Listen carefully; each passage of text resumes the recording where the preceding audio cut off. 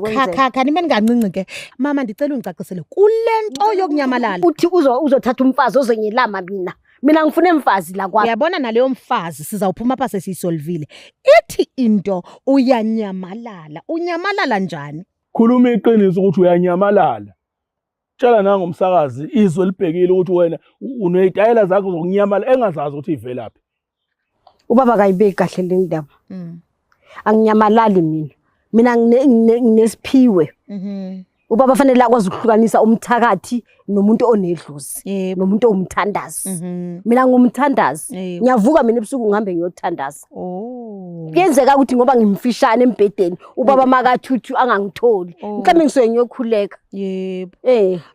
Cha emsakazi lana unyamalala ngisho uhleli ubuka nayo itelevision kanje umbone engasekho endlini. Ungambonanga ehamba.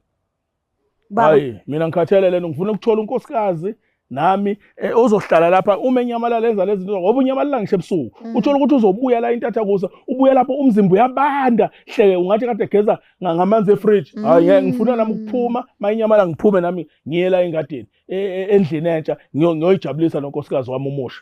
Uthini mama kulonto? Baba ubiza mina ngomthakathi.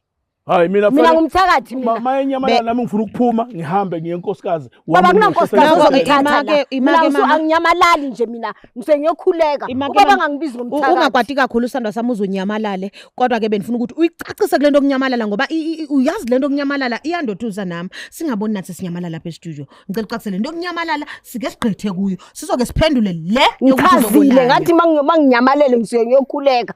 Ngiyakhuleka mina ngiyaphuma ngiyokhuleka. Uyanyamalala vele msakazi. Ngizelana mina anginayo inkinga nokunyamalala kwakhe. Lo unkosikazi walotsholwa ngenkomo zabazali bami. Angifuni ehambeke la ekhaya. Kodwa nami sengifuna ukuba nomuntu engizokhuleka naye, ngizomakhela khona la egcekeni. Baba hayi la kwami.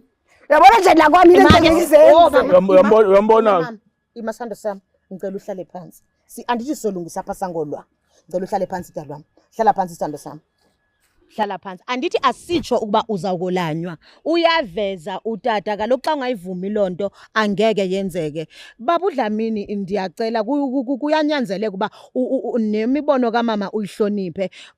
Ngokubona kwami umama imchaza into ukuthi olanywe. Kule nto yokunyamalala useziphendulele tata. So bendingathi ke masiyihoxise lonto. Hayi ayikho into engizoxolisa nonkosikazi. Fanele lazi nje ukuthi ngizothatha omunye unkosikazi. Bengiza la ngizomcela nje kahle ngesihle ukuthi avume yena njengonkosikazi omdala. Ngihlonipha ke nomthetho osekelo walelizwe othi asikhulume namakhosikazi wethu. Nami ngenze lokho ukuthi cha fanele lazi avume izwe lizwa lonke ukuthi cha sengizothatha omunye unkosikazi. Yes Dlamini. Angiyindawo mina la. Ngihleli la ubaba. Uyabona msakazi.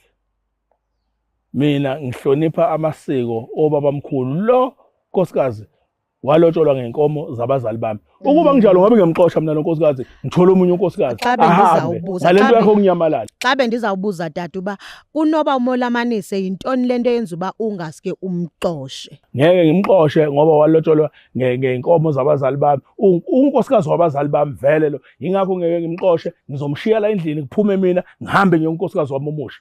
Uyabona makalokho aqhubeka kanje. Yazi ngizonyamalala kwamampela mina la.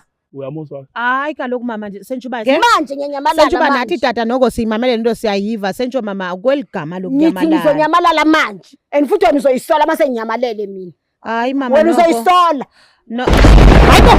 Uyambona? Ngitshelile.